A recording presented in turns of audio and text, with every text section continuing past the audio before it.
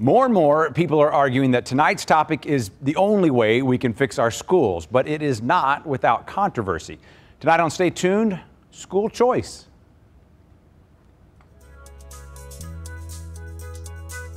And on Stay Tuned, you drive the discussion. We bring local experts, journalists, and civic leaders together to have tough conversations for a stronger St. Louis. Tweet us your insights on tonight's topic, and you've got a seat at the table. With a few national experts and a panel of community members, this is the show bringing more light and less heat to the issues that matter. So stay tuned.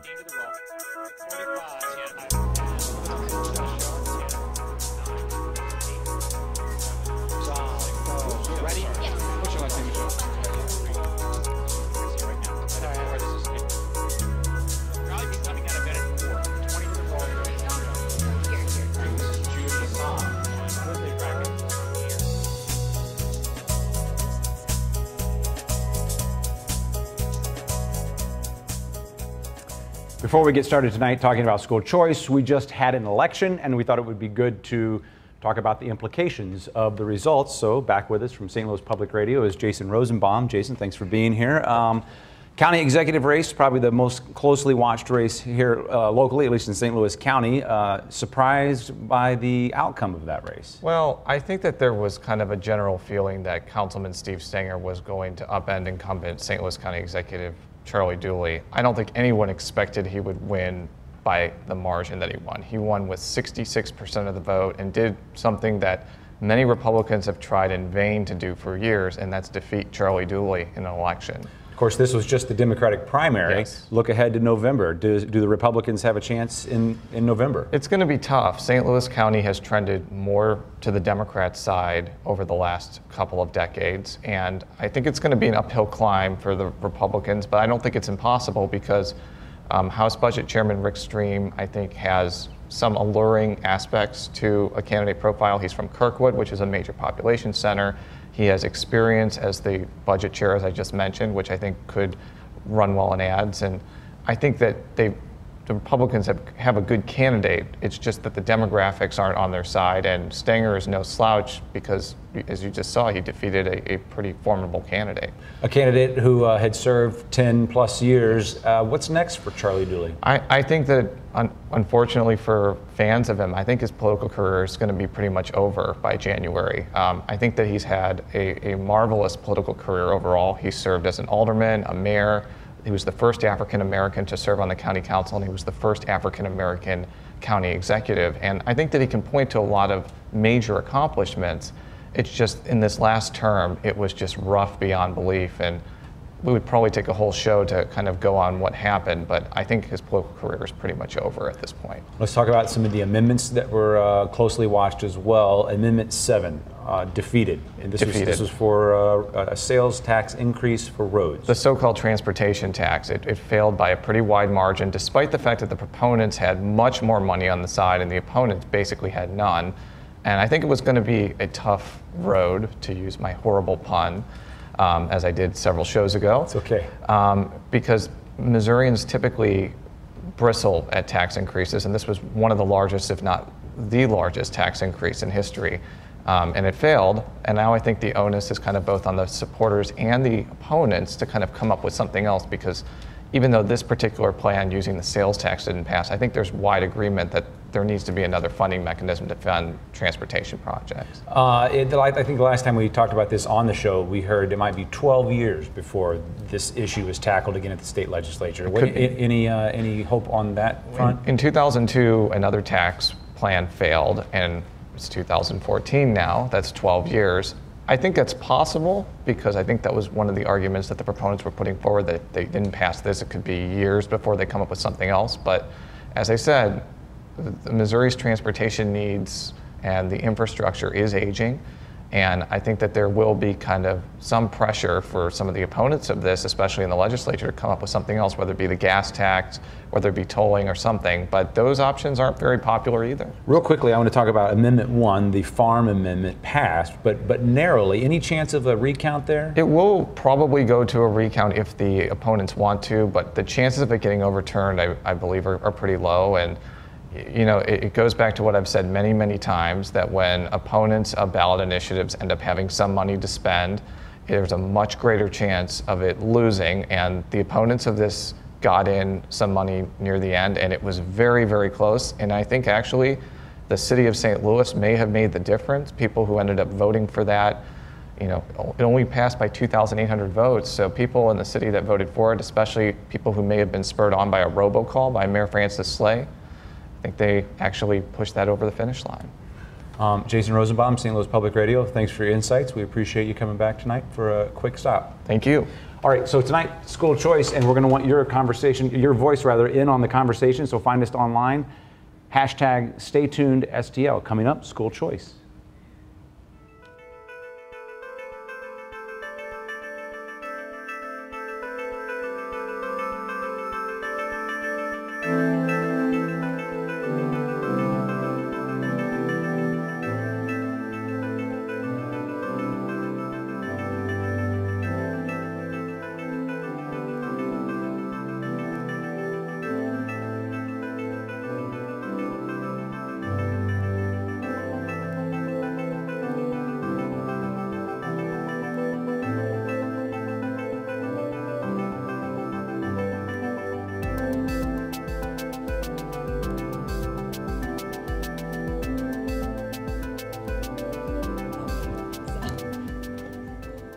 Okay, so let's get started with two journalists who cover education here in St. Louis, Elisa Crouch from the St. Louis Post-Dispatch and Dale Singer with St. Louis Public Radio. We're talking school choice, so before we get out of the gate here, let's just keep it real simple and define it. What do we mean when we say school choice? Some people might have one or two facets of school choice in their head, but it's kind of a wide-ranging topic. Well, I mean, it used to be that you went to your neighborhood school, or maybe you went to a private or parochial school, and that was it. Now, the range of choices includes charter schools, if you happen to live in the city of St. Louis, where there are charter schools. And of course, there are two big choice programs in St. Louis.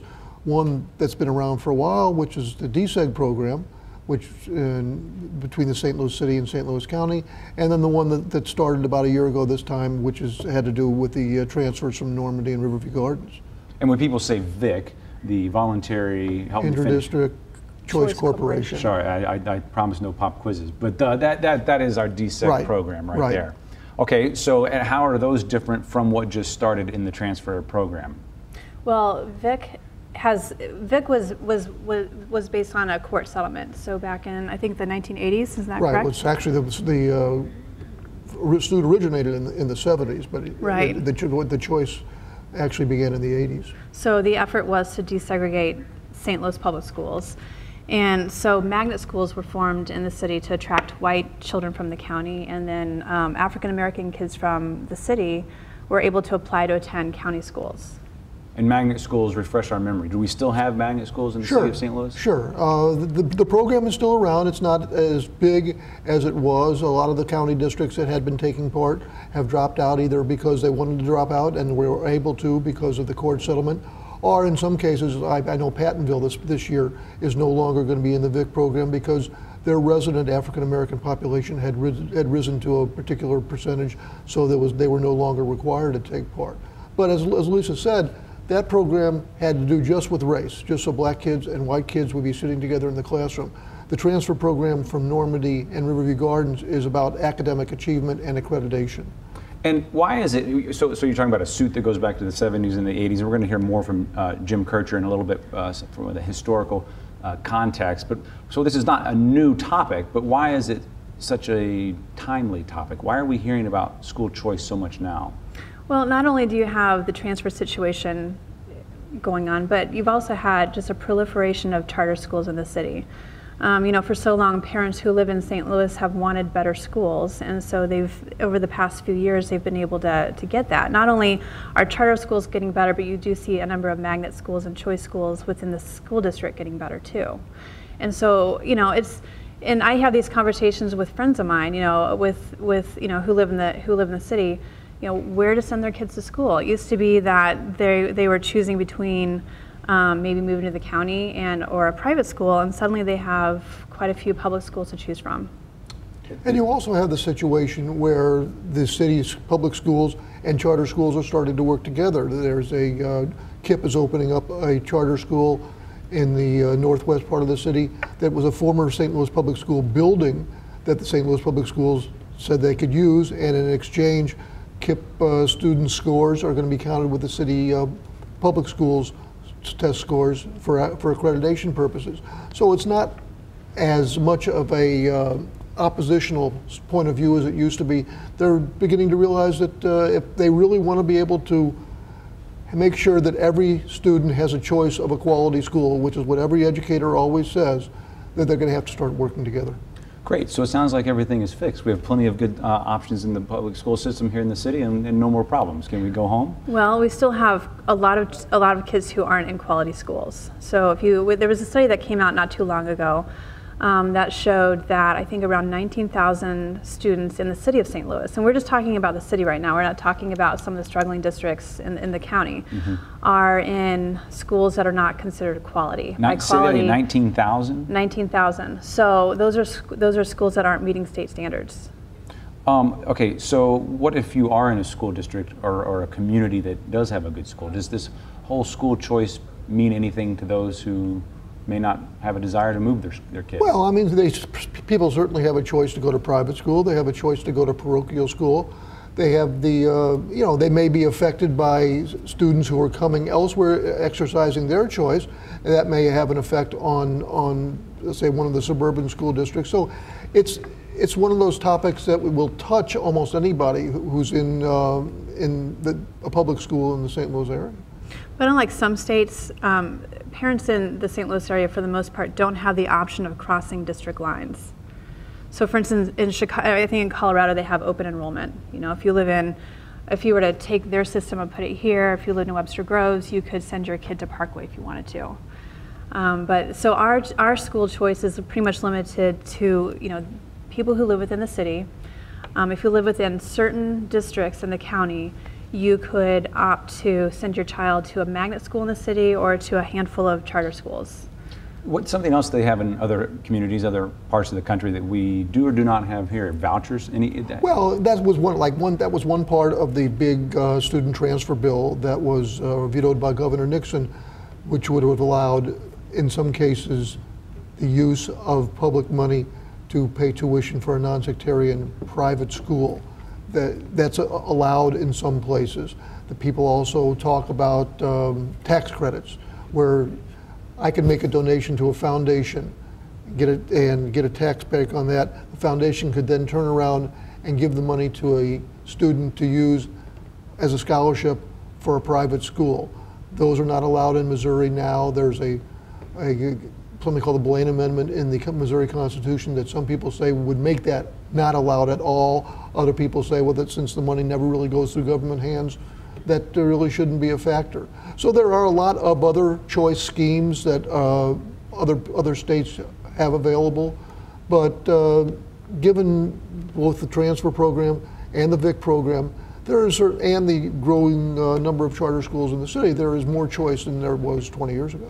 Dale says there's less friction. Is there no friction? I know there are some people who still do not believe that a charter school is the answer.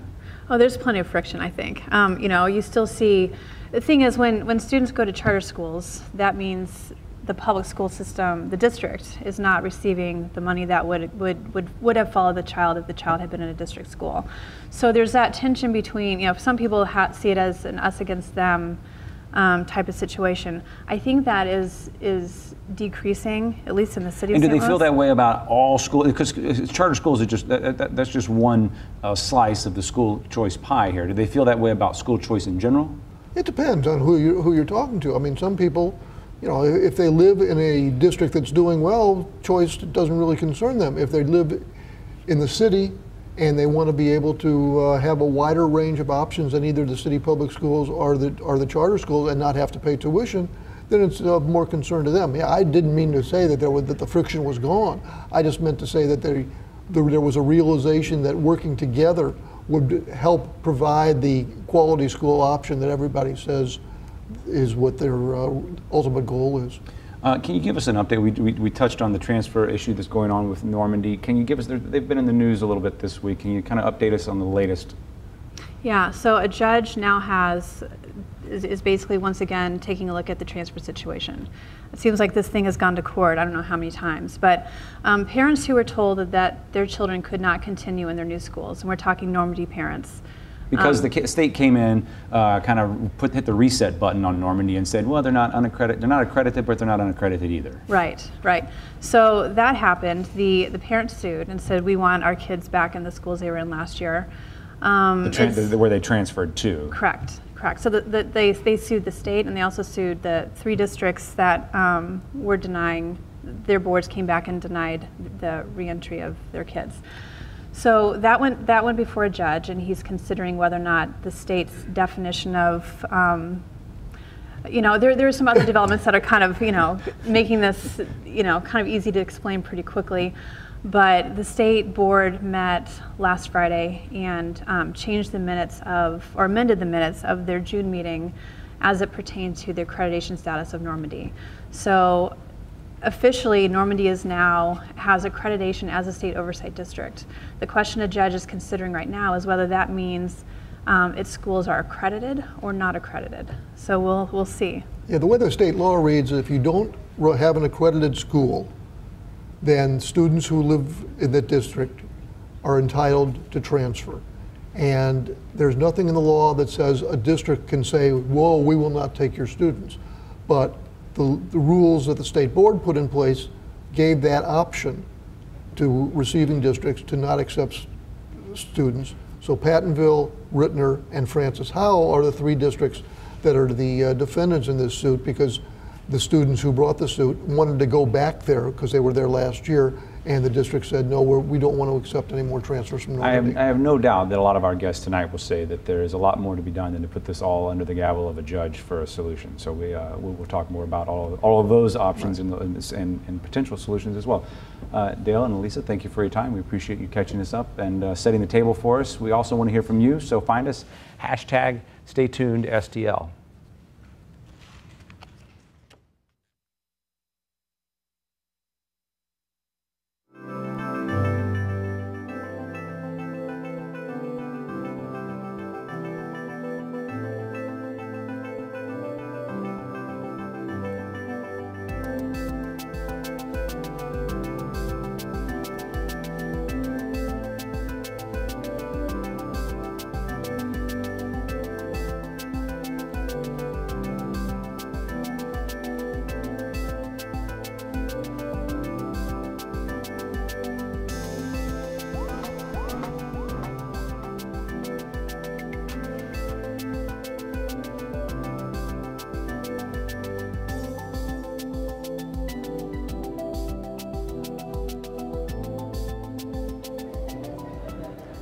Okay, we're here in studio now with Doug Thaman, Missouri Charter Public School Association.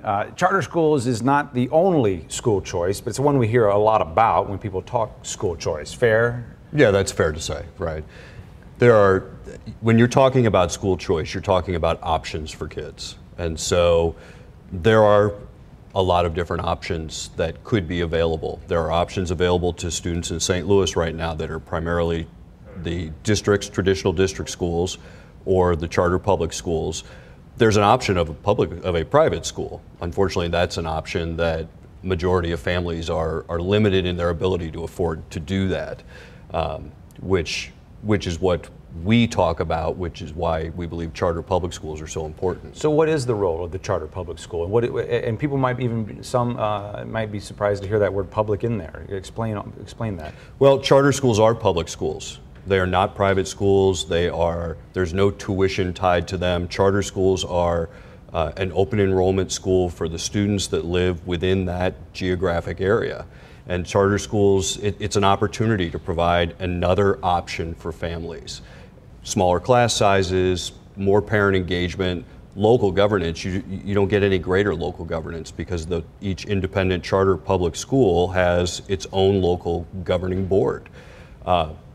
And the idea with charter schools is really about innovation. It's an opportunity to have a lot of different types of public schools available to families so that a family can say, all right, here are 4 different schools and I'm going to choose the one that's the best option for my child, and empower the parent to have that choice. Is there a freedom that charter schools have that our our traditional public schools don't? How are you able to explore and experiment? There's a difference. Charter schools are held accountable to the same state and federal regulations as any public school. Where there's a difference is a charter school runs independently from a district. It's not part of a district. And so when you have a local governing board who is really looking at the budget and the policies and the procedures that have to do with that school and that small population of students, you can make changes a little quicker. And so if something's not working, you can change it. And if there's an innovative practice and it's not meeting the needs of those students, you can change it. And if the school is not performing well, you can make that change. And there's a little greater ease to do that than when you are working with an entire district of multiple schools. Okay, so where are charter schools in the state of Missouri? We made a map and it wasn't too hard. Right, it's not too hard right now. Charter schools for a number of years until 2012 were geographically restricted to St. Louis or Kansas City. And so that's where you'll find them now. Charter schools in 2012 gained the ability to expand and for charter public schools to operate and open in other parts of the state. There are some restrictions around that, restrictions around who can sponsor them, restrictions around what the district's accreditation status has to be, and so that has really prevented the type of growth we would like to see. But you still find that within our two largest urban populations, charter schools are really advancing in serving the community. And that's what we want to do. So they're working? The majority of charter schools are working. Does it mean every single one is? No.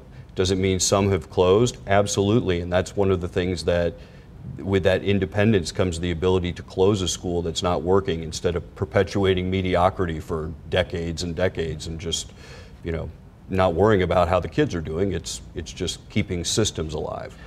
And they have to have, explain the relationship between a charter school and say a university. They have to be sponsored. Is UMSL, does it have its hands in what's going on at a school it might be sponsoring, for instance? So in the state of Missouri, the majority of sponsors are the universities. They were the first ones allowed to be sponsored by statute. The sponsor's role is to provide oversight, to monitor, and to hold that school accountable. There's a legal performance agreement between the sponsor and the charter school's governing board that says if you're not meeting these goals over a period of time, 5 years, we're going to shut you down. And if you are meeting those goals, we're going to renew and you can continue on. And if things along the way aren't working very well, we can make those changes. That's the sponsor's role. Reacting to what we're seeing on Twitter, do you think parents and kids know where charter schools fit into this spectrum of school choice? And maybe another way of saying that is, are charter schools accessible to all? Charter schools are accessible to all. They're accessible to all in the communities where the charter schools reside. Do you think kids know that? Do you think the parents know that? I think parents are gaining a greater understanding of that than, say, 5 years ago. I think there's more work to be done on that end, and I think part of it's the great story to tell. In 2008 in the city of St. Louis, there were only 4 public schools that were performing at state standard. Today, we have 28, and that's charter schools and St. Louis public schools. And so the story is getting out there that public education in St. Louis is improving, and it's to the credit of St. Louis public schools, and it's to the credit of the charter schools. There's a long way to go. We have a lot of students left who are still spending every day in an underperforming school. But the story's getting out there. Parents are finding out about these options. Would you like to see every public school be a charter school? I want to see every public school be a high-performing school. I want the ideal situation where a parent says, here are 5 options for me, and I can look at each of those options and I'm going to make the choice that's best for my child, not because the other 4 are horrible, but because I have 5 great options. It's like I'm going to choose from the 5 best doctors, the one that's best for me. Well, for my own kids, I want to choose the best school based on the very best. I don't want to make a choice because everything else is poor. or the doctor who specializes in what's afflicting you? Is there a different way to maybe look at which school fits for different kids? Absolutely, and that's part of the innovative practice. When you have a Grand Center Performing Arts, well, if my child is really engaged in the performing arts, that could be the best place in the world for them to attend school. If my child is really engaged in their community, or really has an interest in language, or what I really think is important about my family's school is that it's right in the center of my community and my neighborhood, and I want to be able to have that community center. There are options available, and that's what we want to see, because everybody has a different approach. Are these charter schools taking resources from other schools when they need them the most, like a Normandy or some other school that might be trying to rebuild? They're not taking resources away. Those tax dollars that a family pays are for their child's education. And so those public tax dollars follow their child. They don't stay in the district, they don't stay somewhere else, they follow their child. So they're not taking away resources, they're using the resources that belong to the families who choose to send their kids there. How do you see the trajectory of education in St. Louis right now? How's the line? If you think we're getting better, are we getting better fast enough? I don't think you can ever get better fast enough when you're talking about the lives of kids. You're only a first grader once, right? So I don't think we're there yet. I think the increase from 4 performing schools to 28 performing schools is fantastic. I think there's a lot to celebrate and a lot to be happy about, but we are not there yet. There is much more that needs to be done. Doug Thaman, thanks for your time. Thank you. Missouri Charter Public School Association, we appreciate you being here. Sure, And thank you. We appreciate you online at #StayTunedSTL. Let's see what you're saying.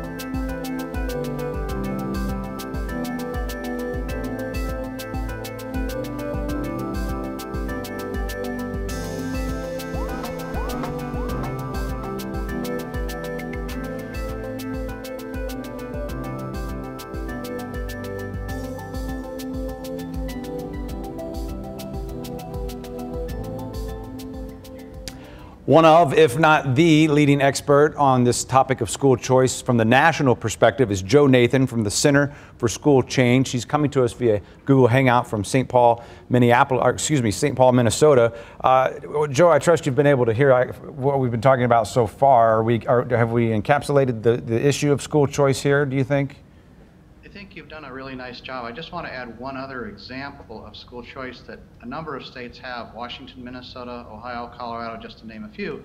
And that's to allow 10th, 11th, and 12th graders to take courses on college campuses for free. So we literally now have some youngsters in several states that are earning an AA degree when they graduate from high school. And it's free, that is to say the dollars follow the kids. So another form of school choice is to let high school kids earn college credits while they're still in high school. And given the cost of colleges these days, it's an enormously possible it's enormously popular. Attractive, yeah. School choice. So I just wanted to mention that as another form of public school choice that's available in some states. Right now in Missouri, people can take advanced placement or other kinds of schools programs in their high school, but the state law doesn't allow kids to go to colleges and universities, take courses on college and university campuses with the dollars following kids. That's something that people in Missouri may want to consider. It's enormously popular in places like Minnesota, Washington, Colorado, and other places where it's being done. How else do you see school choice playing out in other communities? What we see all over the country is a steady trajectory up. More and more families are having the option to select among public schools. And I want to emphasize public. Our children attended urban public schools here in Minnesota, K through 12. My wife recently retired as a public school teacher. So we're seeing, so I want to just emphasize that there are different forms of school choice, what schools are involved, what kids are eligible, and so on. But I'm particularly interested in public school choice, whether it's via district or charter. What's the role of politics you see in this? Is this fairly politicized across the country, and is that holding things back, or is that changing? Well, school districts have options, and they themselves can create new kinds of schools right within a building. In some cities around the United States, a building equals 4 or 5 different kinds of schools. We worked with the Bill and Melinda Gates Foundation with that approach in Cincinnati, and we were able to work with teachers and parents to create different kinds of options right within a building. And one of the things that happened in Cincinnati was that the graduation gap between white and African American kids was eliminated. You see a number of places, a number of school districts around the country that are offering options. And as you've mentioned, your guests have mentioned, sometimes those are magnet schools, sometimes those are schools within schools. One of the things that's very clear throughout the country, however, is that more and more families are seeking options, and the number of youngsters who are taking advantage of these options within the public school system is growing dramatically. So if you're living in an area, a part of town, or in a school district, I should say, that's vibrant, has a successful school district, what role do you play in this? Are you at all a part of the puzzle here? Well, it was great to hear Doug just a moment ago talking about the increase in the number of excellent district as well as charter schools. And I think that's the approach we have to take. Most parents aren't concerned, frankly, whether it's a district or a charter school. They want a great school for their youngster. What we're seeing as there are more options around the country is that more and more of the schools are becoming excellent schools. And that's what we want. We don't want necessarily more charters or more districts. We want more excellent public schools. So I think that if you're in a great school district, that's terrific. If your youngsters are going to a terrific school, that's great. What I think you should know about school choice is that it's a powerful tool, a lot like electricity. It has to be handled very carefully. And we've seen some inequities created, including some, frankly, in St. Louis, where some schools are allowed to pick and choose among kids, some of the magnets, not all, but we know that there are literally hundreds of magnet schools throughout the United States where the schools, rather than the families, are doing the final selection. Personally, I think it makes more sense to have public schools open to all kinds of kids, but that is a big debate that's going on. They have the ability to turn kids away. Exactly. And one of the reasons, for example, in Milwaukee, that they have a program that allows parents to go to private and parochial schools, and I do mean including parochial schools, is that some inner city parents got really frustrated because there were kids from the suburbs coming into the city, taking spots in urban public schools that the African American kids in the city couldn't take advantage of. I was in St. Louis about 20 years ago, invited by some African American ministers who were frustrated because the same kind of thing was going on. Now, I looked at the statistics over the last couple of days and saw that there are only really a few hundred kids from the suburbs coming into the city of St. Louis. Ideally, you'd want a situation where thousands of suburban families are saying, hey, you know, there's some really good things available in the city. We actually have that going on in Minneapolis and St. Paul. We literally have thousands, and I do mean to use the word thousands, of suburban families saying there's something going on in either an urban district or an urban charter school that I want. Quick example, we have a downtown arts charter high school that has 700 kids, and about half of the kids are from the suburbs, about half of the kids are the city. Those are parents that are choosing the school. Kids are choosing the school not because it's a charter, but because it's a great school. We also have some outstanding district high schools in St. Paul that suburban parents are coming into. And in my value system, that's great. When we get different kids learning together, that's a good thing for America, and it also happens to be a good thing for the kids. And that's, of course, the number one issue, is a good thing for the kids. I think school choice is powerful, but I think it has to be handled carefully. It can, frankly, create more problems than solutions. Something we're hearing on Twitter, and something kind of from the conversation with Doug that you were mentioning, should we be rethinking the way we decide who goes to school where overall, like in terms of the fact that it's largely location-based now? Well, I've testified in about 25 states and have been asked to testify in a number of congressional committees, and my suggestion always is to stop tying school attendance to zip codes and residence. Many states have gone to what you referred to as open enrollment, where youngsters can move across district lines. We have about 20 states that have some form of that, and I think we ought to be opening things up so that people can move across district lines as long as schools have space. I think the people who live in the area ought to have the first option to go there, but I also think that, and more importantly, state legislators think that in more and more states that people ought to be able to move across district lines to attend district schools or chartered public schools. Let me just say briefly a bit more about that. I mentioned an example of an arts high school. We also have Montessori schools, and you have some Montessori schools in the St. Louis area. One of the things that happened was that because some parents who had sent their kids to district Montessori schools in St. Paul wanted a secondary Montessori school, the district initially turned them down, so the parents said, fine, we'll create a Montessori junior senior high school, and they can move across district lines to get to that school. Well, the district has recently responded, said we'll set up a Montessori junior high school within the district. I think that that's great, but part of the reason that happened was because in Minnesota and some other states, people can move across district lines to attend various public schools. Joe, real quick, last question I asked Doug, but on the national level, are we trending up, down, flat in terms of the state of education?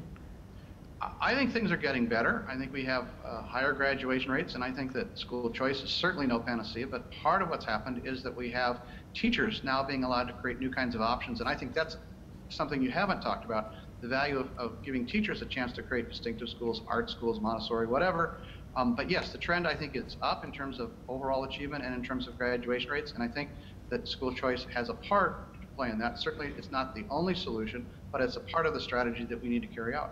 Joe Nathan, Center for School Change, thank you for your expertise, and we thank you for your time. Nice to talk with you.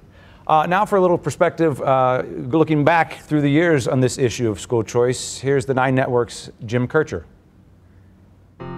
Debates, arguments, disagreements about schools, it's nothing new. Some people didn't like kindergarten when St. Louis first introduced it. They didn't want to hand their kids over to teachers, not that young. Missouri's first law requiring kids to go to school, vetoed by the governor. He said it was too expensive, too much government intrusion. The next governor signed it into law. Yes, we can see that education is a field where there's a lot of conversation about reform and change and improvement. Professor Laura Westhoff teaches the history of education at UMSL. I think about Sputnik and the national concern that we were falling behind. Sure. That seemed to be, though, an issue that was to be addressed in a public school setting. Yes, that is very true. So I think that what we're facing in the conversation today is not a lack of attention to public schools and public solutions, but a proliferation of discussion topics and places and remedies that are both outside of the public school or that shape the public school very differently, and in some cases reflect a suspicion and hostility to public education. That certainly wasn't the case at the time of Sputnik. There have always been choices: public, private, homeschooling, moving to another district. More recently, options for those with fewer resources: the city-county busing plan, magnet schools, charter schools. And then there was the state law that allowed kids in unaccredited districts to enroll in another district. It had its problems, but the legislature's effort to rewrite the law was vetoed by Governor Jay Nixon because under certain conditions, tax money could have been used by a student to go to a private school, a voucher option. For Nixon and others, that's a deal breaker. The idea has been around since the 1950s, thanks to economist Milton Friedman. He came up with the argument that government's role should be to provide parents a voucher, a stipend, to choose whatever educational setting they want for their child. The opposition was firm. Send your kid to any school you want, but not on the public's dime. That hasn't changed. What has changed is that vouchers are much more now part of the mainstream debate, partly because of the growth of conservative political power, but also because a lot of people agree that schools are so bad in some areas, something has to be done. It's made for some interesting political alliances and shaken up kind of ideological conversations. I think it's important to scratch the surface, though, of the particular programs that are being laid out in any community. Is there still a commitment to and a conversation about the public good, which has historically been an important aspect of public education. It's the public good, but it's also the private decision. Yeah, I act in the best interest of my child, Sure. not necessarily in the best interest of your child. Not That's that right. I don't want your child to benefit, but my first responsibility is to my own child. Right, and so that's a tricky constitutional question, but it's also, I think, a moral and ethical question that people have to wrestle with. For Stay Tuned, I'm Jim Kircher.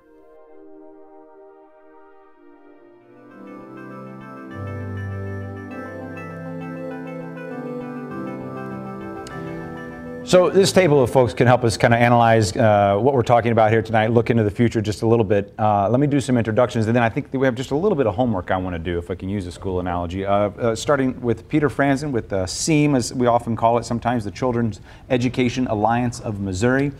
Robin Wabi, Deputy Chief of Staff for Mayor Slay. She's his educational advisor, and Representative Michael Butler, a Democrat from St. Louis, serving on the Education Committee. Okay, so we've talked about a lot about different things, and we kind of maybe veer to charter schools a lot, but there are other slices, other things on the spectrum of school choice. I have a list here. Let me just, so we got school vouchers, charter schools, something called ESA. What is ESA? Educational Savings Account. What is that? Well, it's education reform is happening a bunch of different ways across the country. It's happening state by state.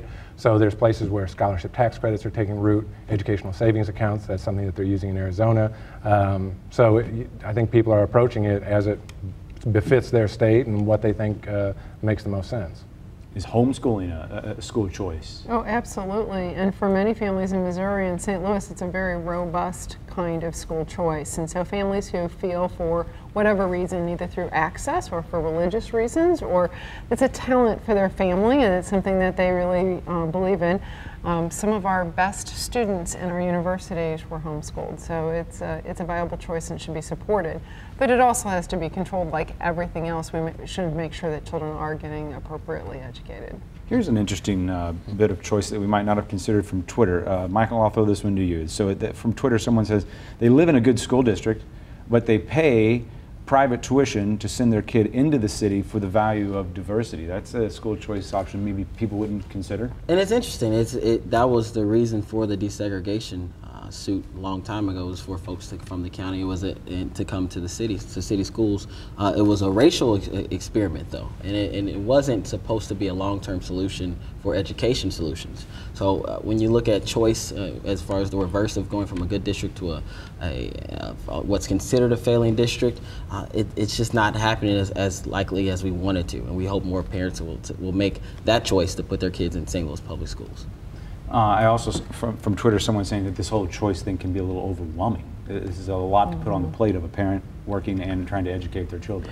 Yeah, and I think what we're seeing is that people are becoming better consumers of this product, but all of the information isn't out there yet. And so we have to, whether it's departments of education or school districts themselves or advocates for school choice, have to really make sure that there's really solid, consistent, and easy to understand information so families can make those good choices. And I don't think it's necessarily part of our psyche. You know, we have this long-standing, I would say somewhat romanticized relationship with public education the way it has always been. And I don't think that people, what we're finding, SEAM has worked a lot with families in Normandy and Riverview Gardens, a lot of families thanking us for really raising the issue and bringing it to their attention. But it's just not a way that we've necessarily thought about educating our kids. But, you know, in my mind, and I tell people all the time, you know, we have school choice in Missouri. It's for people who can afford to pay tuition or can afford to live in the district that they want to.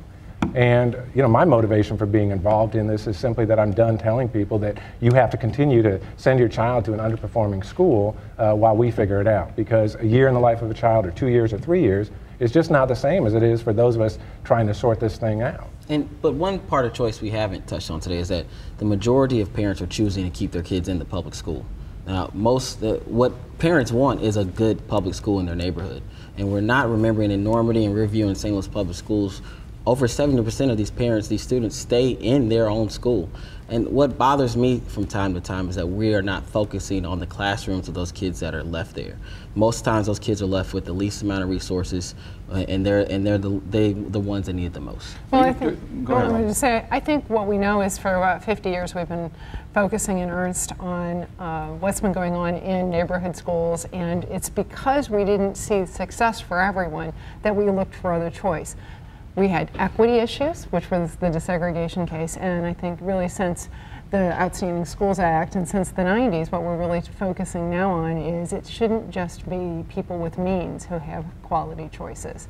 I think the other important piece here too is, and what you did say, Michael, that I think is really on point, is that people do choose public schools. And so sometimes we think that because a child's in a public school district, whether it's in an unaccredited district or a neighborhood school, that somehow they're a victim, and that's not the case. Many, many families want a school in their neighborhood. It just so happens in St. Louis, the majority of families right now that use public schools are actually using choice public schools. So they want both. They want to be able to make sure that their house is in a neighborhood that has a good neighborhood school and that the children on the block are going to a neighborhood school, but they also want to be able to have access to themed schools or quality private schools. And for many children, the suburbs are even a better option for them because that's what their families want. So I think what St. Louis has right now is just a wonderful portfolio of options that needs to continue to grow. But I think that without quality, choice doesn't mean anything. Is that a portfolio, what percentage of our students have access to that portfolio? Well, everyone in St. Louis City has access to it. And so we have right now about 5,000 children in the voluntary transfer program. We're not meeting the needs of all of the children who apply. There were about 3,000 children who didn't have access. We have 9,000 children who are in charter schools. Well over half of the children in St. Louis public schools are in some sort of choice program.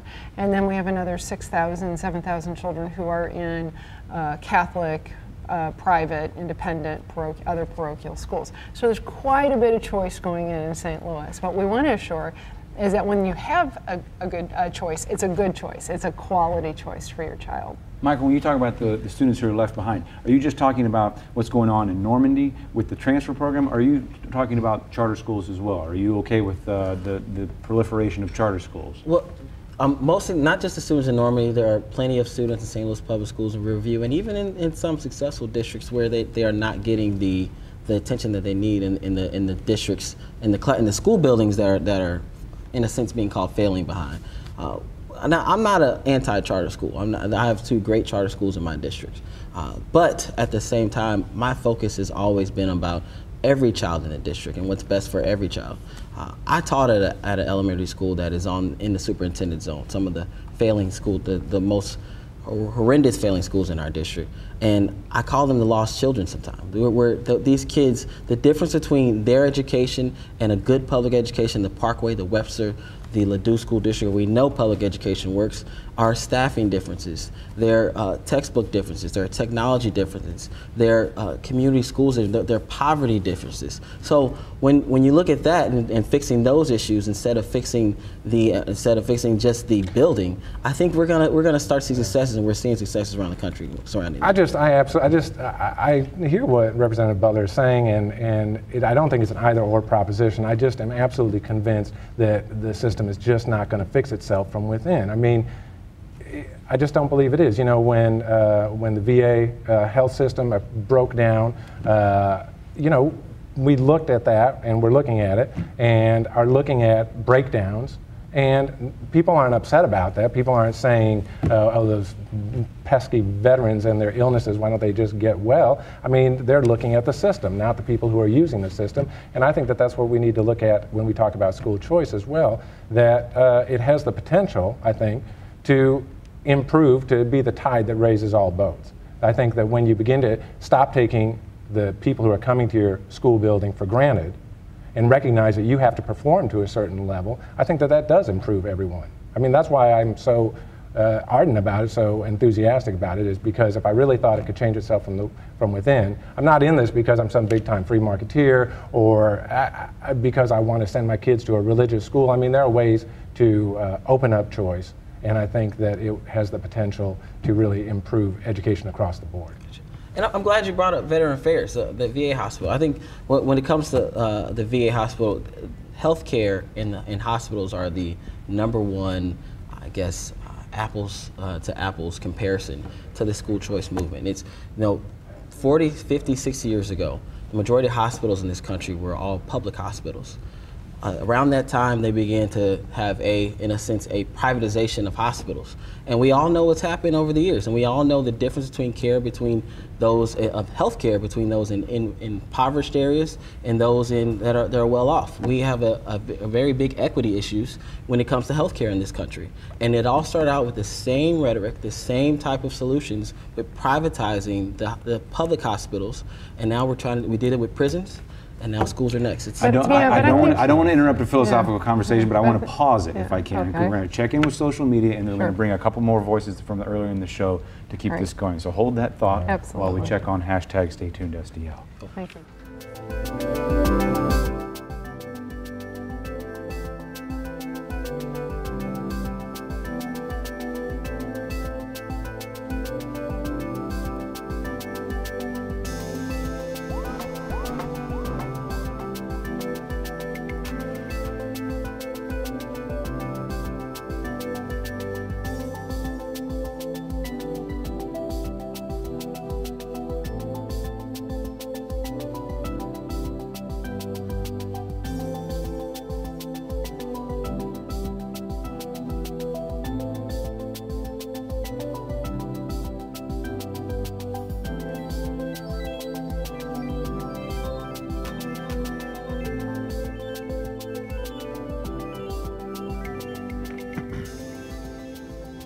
You can't get anything by our audience on Twitter pointing out that we have a lot of voices that are very pertinent to this conversation that are not in this conversation. So I want to point out that this is one small conversation, a part of a larger conversation. You see it on your screen now. This is all part of the American Graduate, where we talk about education very often, including on August 29th on this program, when we will have more diverse voices to build on tonight's conversation. So the parents, teachers, the kids that are actually involved in this, which is what they're calling for on Twitter, and we shall do that. Okay, so back to this kind of more policy discussion we're having tonight. I asked you to pause. Can you pick it back up? Sure. I think what we were really talking about are some of the private-public options and whether quality can go into both of those options. And I think what we do have is with a quality private option, people are paying tuition, and if that's not of value to them, then they're going to take their resources somewhere else. But I think in a public domain, what we see now are proof points. We have schools where children are in abject poverty, that there isn't what one would typically consider high parent involvement, and they don't have the technology resources or the brand new building, but they have exceptional educational outcomes. So we see quality happening within the district and within our charter schools. We also see parent choice really driving these new options. The district had waiting lists on some of their high quality schools, and the parents were really frustrated by that. The district listened to them.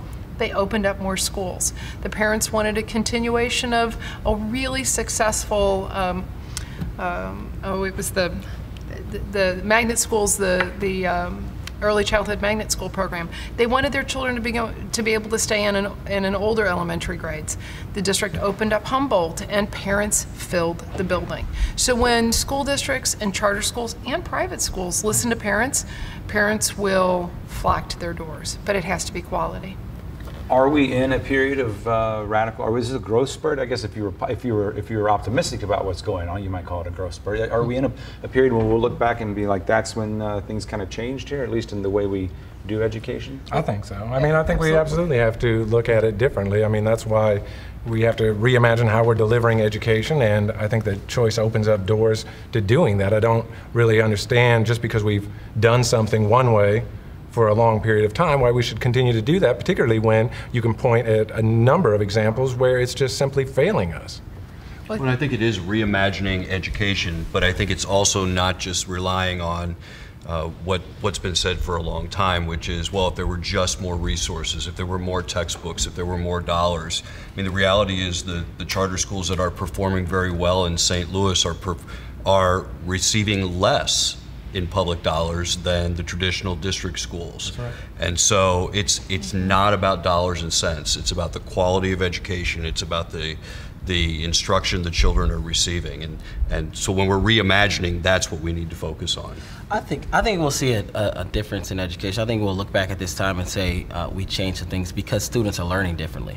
And there are plenty of public schools and other districts that are picking up on that are much faster than any charter school or any school in St. Louis City is doing. And that you see flipped classrooms. You see more technology being used. You see more visual learning. My generation younger, we learn much different from any generation has in the history of this country.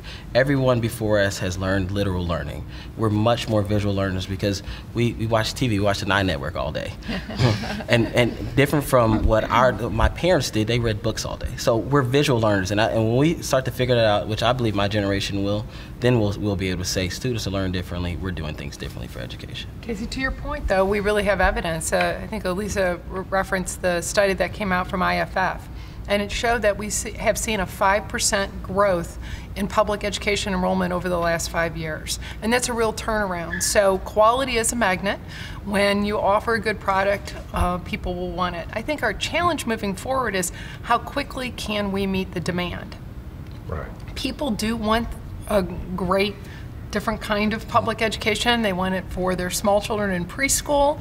They're looking, as Joe talked about, for dual credits and a more rigorous and relevant high school experience. How quickly can our community meet the demands of our families? I think that's the thing going forward. Something else Joe said, you're talking about Joe Nathan from the Center for School Change. I think it was him that said, choice is like electricity. You can do a lot of good with it, and it can do some harm too. I think that's absolutely true. Yeah. I think that's a great analogy, and I think it's one of the reasons we really need to pay attention to every option, every school that's open, and be willing to make those aggressive changes when it's not working.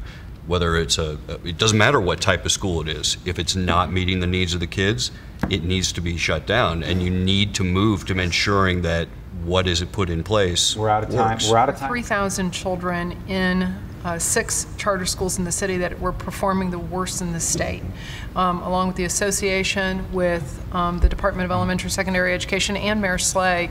We saw the closure of that. Without that kind of pressure to close failing schools, children will suffer. Those kids were not being well taken care of. Actually, bad things were happening. And they were so wildly popular with parents. Yeah. Because, you know, they were doing some things that parents really liked. You know, the teachers were responsive when parents called. The principals, you know, I mean, they were in nice buildings, you know. So, but academically, they were abysmal. So it wasn't a popular choice, perhaps, a popular decision. Right. Well, I mean, you know, so that's sort of that's what Doug came down to. Sometimes, you know, parents will exercise choice, but there needs to be some sort of self-regulating Sure. There authority, needs to be that you know? monitoring to make Yeah. sure that it's choice that really is going to advance the education of kids. Right. And that's not an easy thing to do. I think Because, from you our know, perspective, it doesn't, I mean, choice is one of, I think, several policy changes that we think are important to reform education. So I think that's part of it.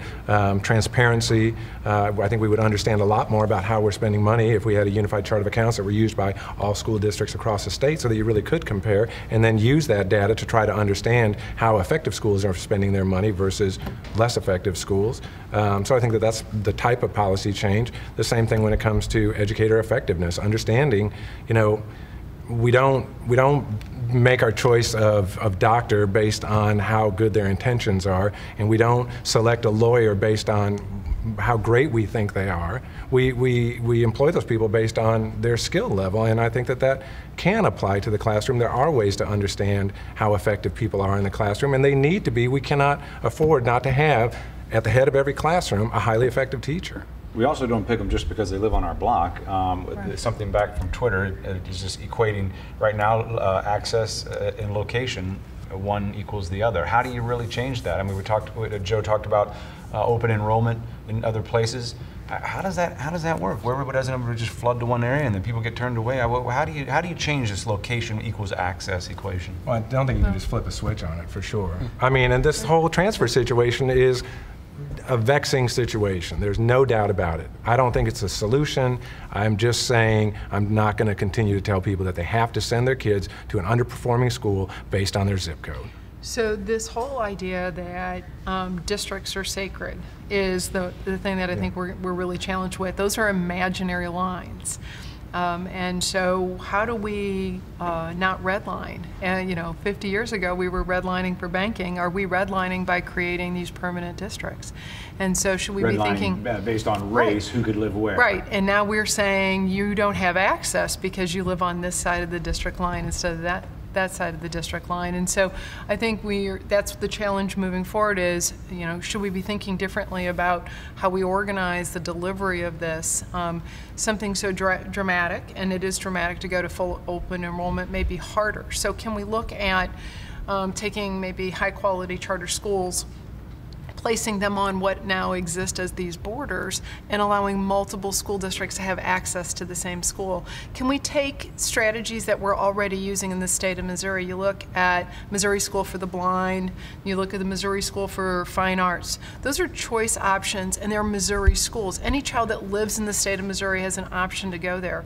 So instead of thinking about a big pendulum like we did this yesterday, now we're doing something completely, layering in some of these other choices and thinking differently about what those lines mean. The only thing when you talk about open enrollment is we want to make sure that there are still schools in every neighborhood.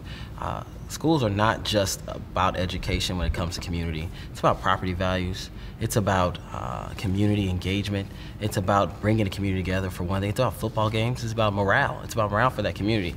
And we've seen with open enrollment in our city and around in areas surrounding St. Louis County is that when you close those schools in those areas, you make those areas more impoverished. So we just have to be careful when we're making more open enrollment, more choices outside of the community, that we're not leaving the community desolate. I think the other side of that, though, when you talk about property value is, what does that say to the people who live in Normandy, who have lived in a district for the last 15 years that has been provisionally accredited, and you talk about property value, that's depressed property value. Now, if you were to open up that choice, whether it's the student transfer or something else, well, yeah, you could buy an affordable home in Normandy and start your family there and know that you didn't have to send your kid to a failing school. Well, but what I think what you're talking about is that idea of a school is part of the community center.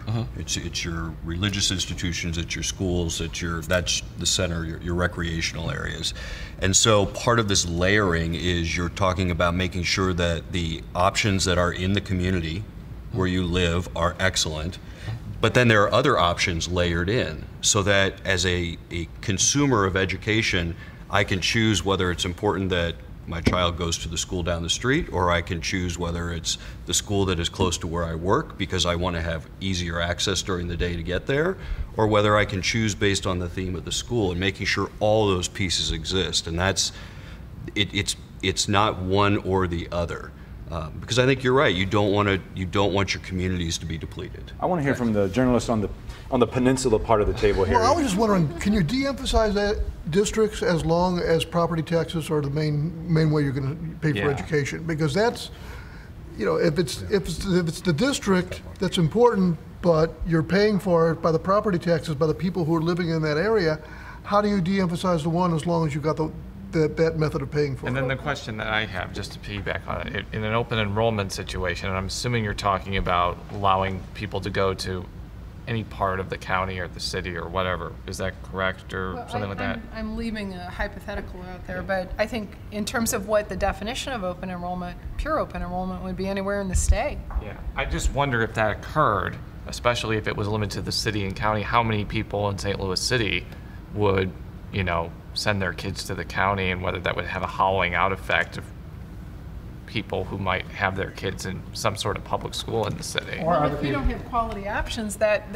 could, but let me just say, when City Garden Montessori opened its doors in its new facility, people were buying homes in that neighborhood because they wanted to move there. They get phone calls from the suburbs saying, it's not fair that my child can't go to that school. When you provide quality, then you're going to be able to have a magnet for families. And so I don't think it's an either or like so many of these conversations. in terms of tax dollars, we can't let the old historic structures then dictate whether or not, oh, so now we can't really improve public education in Missouri because we're sort of forced into these measures. The foundation formula itself is a mechanism for that, and it does compensate for the cost of education and how much property value dollars are coming into the coffers for that school district. I think we have a lot of smart people, finance people in this state. We certainly do in this city. And I think with some time on that, I think we could figure out either a formula base that works on that or some other mechanism. And I mentioned that scenario because I think one of the issues in Normandy in particular is there are actually some very nice parts of the Normandy School District where middle and upper class people live of all races and nationalities. And I just wonder if those people, by the virtue of having the ability to maybe not send their kids to Normandy, maybe sending them to a private school and not participating in Normandy School District, that might have been part of the issue of the troubles there. That's what Superintendent McNichols has said many times, that he's got some very nice areas in Normandy, but unfortunately the kids who live in those areas usually don't go to Normandy schools. Well, let me ask you, before the desegregation case happened in 1980, we saw a decline in enrollment in the St. Louis public schools. And no one claimed that there was a problem in St. Louis when families moved to the suburbs for public education. So the issue around choice and access is only coming now when we're saying that this is because of its quality, not because people have means. But since the desegregation case, we haven't seen the goals that we want and the benchmarks and the accreditation we desire in St. Louis public schools. So we can't say that allowing people to choose a county school has solved the issue for the district that's there. The same thing has been said about Normandy Riverview. Allowing kids to leave and transfer out of the district is not the solution. It has not improved those school districts. And forcing families to stay in failing schools isn't going to work either. It doesn't work for the families, and it doesn't work for the neighborhood. That can be one thing that we definitely agree. I don't blame any parent for choosing to send their kid to a better school, but our focus should always be on improving school districts as well, improving the kids that are left behind, because we know that the overwhelming majority of the kids stay in those schools. So we can work together on that. I think that the focus always has to be on what's in the best interest of the children, and the districts and structures behind it need to be molded and bent to find a way to address the children, not to address the district. Let's create better education, not just access. Well, it's both and, yeah.